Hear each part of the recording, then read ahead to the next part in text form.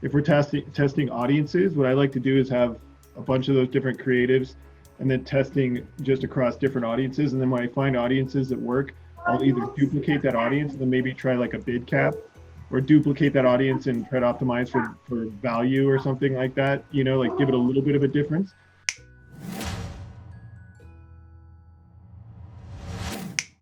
When you're like with a client and you're testing creative, if you only have a few different tests to test, then are you kind of keeping 3 or 4 ads in an ad set, or are you always just saying one ad and one ad set because you're going to test a lot of different things? Yeah, in a testing phase, I'm usually isolating the ad inside an ad set just to test the messaging. And if I'm gonna do more, it's the same exact copy with different images for creative. Then I would do inside of one ad set, do 3 to 4, but no more than 4. Um, so Yeah. that's usually how I would do it. It's When I really get to a point where I'm like, okay, I have my perfect message, I have my perfect creative, I will run two ads inside of one ad set with higher budgets because I want to force the ad spend in both.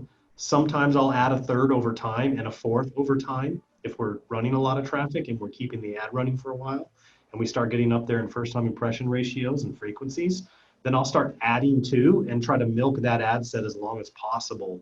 But that's for regular, that's not testing. That's like as I'm running regular after I've already tested.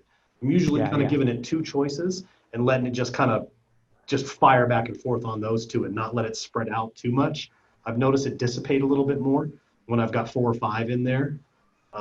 So for testing, it's great short term if you're going to do different creatives, but I'd keep the same copy and messaging in there because that's the thing about the optimization at the ad level. If you're going to have different messaging in the same ad set, that's going to mess up the optimization at the ad set level.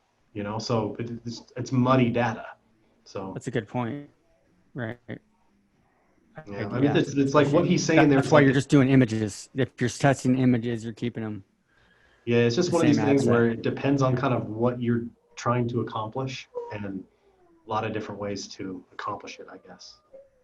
Yeah, and I'm just trying to I'm trying to standardize and just have processes as much as possible. So I'm Yeah, trying to there get are no all absolutes. these. Yeah, yeah, no, it's Only a Sith deals in a famous line. absolutes. Let's say you have a client that's got like say 8 good creatives that are different sort of replacements and stuff. You know what I mean? So you've got, Yeah. and then now you've got you've got 8, but they're all good. You don't want to turn any of them off because one of them's 6 minutes, one of them's 90 seconds, one of them's an image, short copy, long copy. They're all performing really good. So I've I've I've had this issue with coaching clients to try to create like a It's usually absolute not an process. issue. Usually you're trying to get more creatives, probably, right? It's usually not Right. an issue. Yeah. So looking at it, like I have probably like 8 different versions of testing, like testing frameworks and then passing them into scaling frameworks. So if we're talking pure testing, we're either testing ads or we're testing audiences. If we're testing audiences, what I like to do is have a bunch of those different creatives and then testing just across different audiences. And then when I find audiences that work, I'll either duplicate that audience and then maybe try like a bid cap, or duplicate that audience and try to optimize for value or something like that, like give it a little bit of a difference. But what my guys have been doing is like these crazy duplications of stuff that's way beyond my like comfort level, but it's working when we're doing this like massive scaling. Another thing that we're doing is like if you have a bunch of different creatives that are working, are we still talking about testing here, That's the Keith? bet. That's the bet. Number one, I like what you just said there for sure. Because first thing, easiest thing to do is boom. You just let's say you had 4. Let's say you want to put 3 together, had 9, 3, 3, and 3. Then just standard optimization. The next one's at bid cap. Set it up a little higher. Maybe the next one is at a different, slightly different at 1 day, and then the other one's at 7 day. Yep. And then there's another 2 or 3 good ways to do that. That to me, that's like the best answer. And then we're Think starting about to it. like we're starting to bundle everything into like these big CBOs for optimizing and scaling. This other strategy that worked pretty well, like especially during kind of the COVID-19 pullback, was all around using almost like Michigan method stuff. We were using smaller budgets.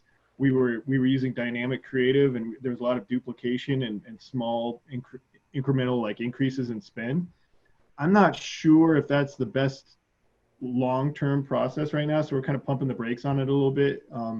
but it's still working on a bunch of our campaigns. But I thought maybe like my guys kind of like figured out something that was like more of a long-term strategy. I think it's more like a short-term tactical thing.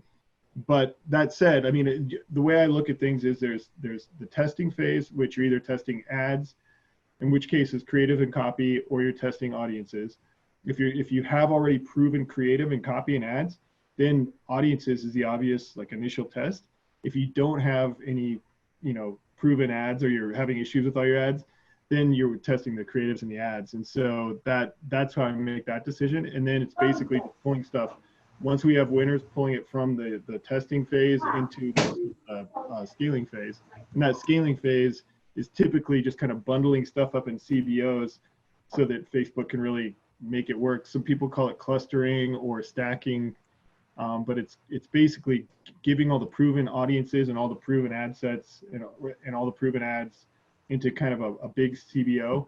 I typically keep my my interests separate from my lookalikes, but I know guys are just cramming it all into like this mega crazy disorganized thing that's working really well. I don't like to have it that mixed up. And then I'll have maybe a couple BANT ones that are also the kind of scaling and optimized ones. But from testing, it's going back to your question you asked Chris, like we do it both. It's funny, like in a group I was trying to answer, it might've been in conversion coders or whatever, but I was trying to answer somebody's question around this. Like, do you keep them separate, or do you do a bunch at any given time? If I was coaching somebody, I'd probably say keep them separate. But personally, when I have kind of a feel for some of this stuff, I'll do a couple in there because I know what I'm trying to get at, and I know that Facebook is not gonna, give it even play. But I'm basically kind of doing a little bit more jazz than science. I'm kind of working with what I 100% agree.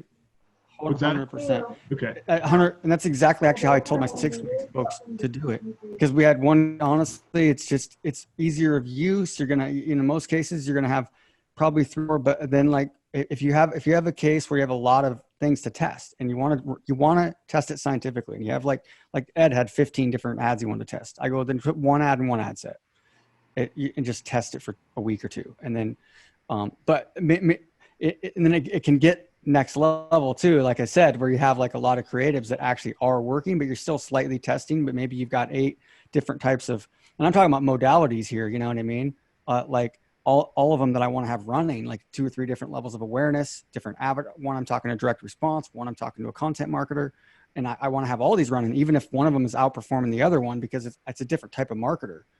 And I want all these running, and that's where it starts to get confusing. But I actually think the best way to do it is duplicate, but just don't have more than 3 or 4 in the ad set. And then really it's just a great excuse to start using other optimization methods. Yeah. Right? And one thing that really came out of it working with other coaching clients is that budget wise, it's really, really hard to tell these guys to isolate one ad and one ad set, whatever, and then test it for this long. Like the actual budget that starts to add up if you do it that way gets pretty daunting. Whereas if you kind of are kind of testing multiple things at a given time, but you're able to keep an eye on it and get a feel for it, you're able to get to maybe a more useful truth at a lower budget, but it's not quite as scientific as, one ad for one ad set for this long. That's why when Rob was talking about how like dangerous it is just to look at kind of the leading indicators. And I was saying, yeah, but oftentimes if I go with the leading indicators, I get where I need to be. It's the same type of issue. It has to do with budget. If people are waiting to get this many conversions and they waste so much time in this creative, it gets really complicated quick. We get a lot of feedback from people saying like, hey, I don't have the money to cross. I mean, it just depends on who. We have the money because we're working with huge, we're mid-sized companies that can do it. These bootstrappers, it gets really hard for them. I don't know if you're seeing that in the 21-day challenge, but that's, if you start doing the math on testing, it can get really expensive really quick. Yeah. Well, that was the issue with like the Michigan method was like all or nothing, It was like, if you don't have $3,000 a day to spend on ads, it just doesn't work. It doesn't, Mm-hmm. It's like so that, okay. Yeah. Interesting.